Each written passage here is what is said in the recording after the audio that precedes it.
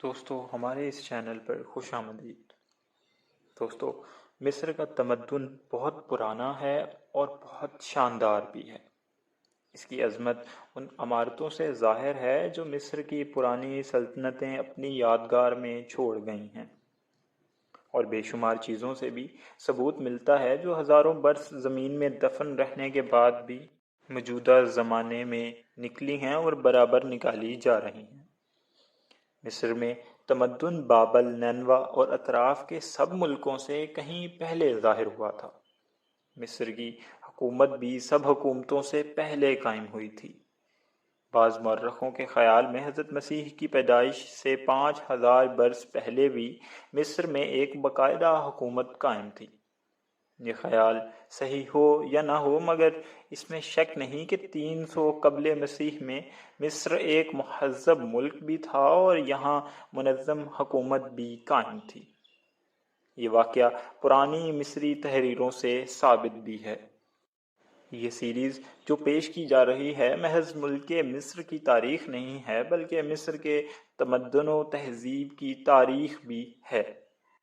لیکن یہ سیریز مکمل نہیں ہو سکتی جب تک کہ اس ملک کی کچھ پرانی تاریخ بھی دیکھنے والوں کے سامنے نہ آ جائے۔ اس لیے پہلے مصر کی پرانی تاریخ بیان کی جائے گی۔ ہم اپنی اس سیریز کو مختلف باب میں تقسیم کریں گے اور اس طرح یہ سیریز آگے بڑھتی چلی جائے گی۔ مصر میں جو سلطنتیں قائم ہوئیں انہیں شاہی خاندانوں کے لحاظ سے 30 خاندانوں پر بانٹ دیا گیا ہے۔ ان خاندانوں نے کس سن سے کس سن تک حکومت کی، اس بات کا جواب دینا مشکل ہے کیونکہ اس بارے میں مورخوں کا اختلاف ہے۔ مصر کی سلطنتیں اتنی پرانی ہیں کہ انسانی تاریخ ان سب کا ساتھ ٹھیک نہیں دے سکتی۔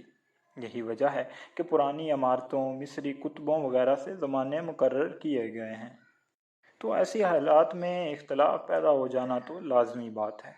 یہاں مقبروں کے شاہی خاندانوں کی ایک فہرست ان مورخوں کے مقرر کیے ہوئے زمانوں کے ساتھ پیش کی جاتی ہیں جنہوں نے زیادہ سے زیادہ دور یا سن لکھے ہیں۔ آپ کو اس سیریز میں ان تمام خاندانوں کے حالات بیان کرتے ہوئے وہ سن دیے جائیں گے یا دکھائے جائیں گے جو زیادہ معتبر مورخوں نے بیان کیے ہیں۔ دوستو آپ اپنی اسکرین پر جو فہرست دیکھ رہے ہیں وہ انہی 30 خاندانوں کی فہرست ہے کہ انہوں نے کس سن سے لے کر کس سن تک حکومت کی۔ بہت ہی پرانے زمانے میں جس کی تاریخ نہیں ملتی، مصر میں 2 بادشاہتیں تھیں، ایک جنوبی مصر میں اور دوسری شمالی مصر میں۔ ایریٹیریا موجودہ صومالی لینڈ سے ایک فاتح گروہ آیا جسے حوارث کہتے ہیں، اور اس نے مصر کی دونوں حکومتوں کو ملا کر ایک بادشاہت بنا ڈالی۔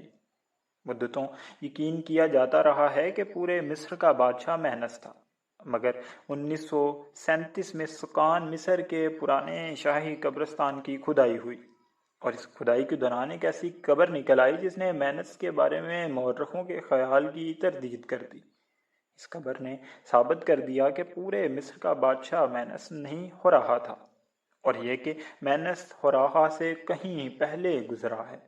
مقبرے میں اس بادشاہ کے استعمال کی تقریباً 900 چیزیں بھی موجود ہیں۔ ان سب پر بادشاہ کا نام لکھا ہے۔ ساتھ ہی ایسی تختیاں بھی ملی ہیں جن پہ شمالی مصر اور جنوبی مصر کی خیالی تصویریں بنا کر دکھایا گیا ہے کہ دونوں مصر بادشاہ کے قدموں کی طرف دوڑ رہے ہیں۔ بہرحال مینس سے یا ہراہا سے مصر کے بادشاہوں کا پہلا خاندان حضرت مسیح سے تقریباً 3500 برس یا اس سے بھی پہلے سے شروع ہوا۔ مینس نے یا اس کے کسی قریبی رشتہ دار نے شمالی اور جنوبی مصر کی سرحد پر اپنے زمانے سے بھی پہلے کے ایک پرانے شہر کو آباد کیا۔ یہ شہر سفید دیواروں کا شہر کہلاتا تھا۔ اس کی تعمیر سے غرض یہ تھی کہ دونوں مصروں پر آسانی سے حکومت کی جا سکے، مگر تیسرے خاندان سے پہلے یہ شہر راج دہانی نہیں بنا، اور چھٹے خاندان سے پہلے اس کا نام ممفس نہیں ہوا۔ اس لفظ کے معنی بھی سفید دیواروں کے شہر کے ہیں۔ پہلے 2 خاندانوں نے 400 برس کے لگ بھگ حکومت کی۔ دوسرے خاندان کا خاتمہ ایک فاتح کے ہاتھ سے ہوا۔ یہ مصر کے دکن کے کسی ملک سے آیا تھا۔ اس کا مصری نام نحاسی خان موئی تھا، اور اسی فرعون سے تیسرا خاندان شروع ہوتا ہے۔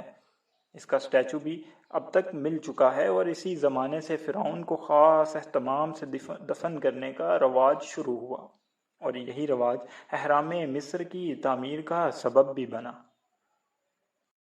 تیسرے خاندان کی بادشاہت غالباً 2970 قبل مسیح سے شروع ہوئی۔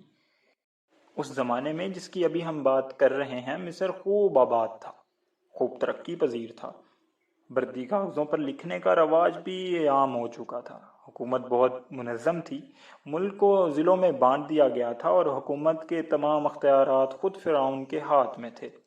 فرعون کو اپنے پورے راج کی دیکھ بھال خود سے کرنا پڑتی تھی۔ بچپن ہی سے اسے بادشاہی کے لیے تیار کیا جاتا تھا، اور وہ اپنے باپ کی حکومت میں بھی بڑا حصہ لیتا تھا۔ شاید اس کا وزیر اعظم بھی یہی ہوتا تھا۔ اس کی تخت نشینی دھوم دھام سے ہوتی تھی، اور 30 برس حکومت کر چکنے کے بعد وہ اپنا جوبلی بھی مناتا تھا۔ نحاسی خان موئی، جس کا ذکر ہم کر چکے ہیں، کا بیٹا بھی بڑا بہادر اور حوصلہ مند تھا۔ اس کا نام ادریس تھا۔ اس نے نوبیا کا علاقہ فتح کر کے مصر میں شہنشاہی کی داغ بیل ڈال دی تھی۔ تیسرے خاندان کا خاتمہ فرعون اسنفیر پر ہوا، مگر یہ فرعون بھی معمولی بادشاہ نہ تھا۔ اس نے جزیرہ نما سینا کو فتح کر کے مصر کی سرحدیں استعمال میں بہت آگے بڑھا دی تھیں۔ اس نے سمندری بیڑا بھی بنایا تھا جو لبنان سے قیمتی لکڑی لاتا تھا۔ اس کے زمانے میں امیروں کے مقبرے اینٹ سے نہیں بلکہ پتھر سے بنائے جانے لگے تھے۔ غالباً اسی فرعون کے کوئی لڑکا نہیں تھا، لڑکی ہی تھی، اور وہی تخت مصر کی وارث قرار پائی تھی۔ اس کی شادی خونوں سے ہوئی تھی، اور شادی ہی کی وجہ سے خونو فرعون بنا تھا۔ خونو چوتھے خاندان کا بانی تھا۔ اس کا زمانہ 2 سبب سے بڑا اہم سمجھا جاتا ہے۔ پہلا سبب یہ کہ خونوں نے مذہبی پیشواؤں سے جھگڑا کیا اور ان کے اختیارات اور جائیدادوں پر دسترازی کی۔ دوسرا سبب یہ ہے کہ خونوں نے جیزہ میں بڑا حرم بنایا جو دنیا کے 7 عجائبات میں گنا جاتا ہے، اور جس کا حال آگے بیان بھی کیا جائے گا۔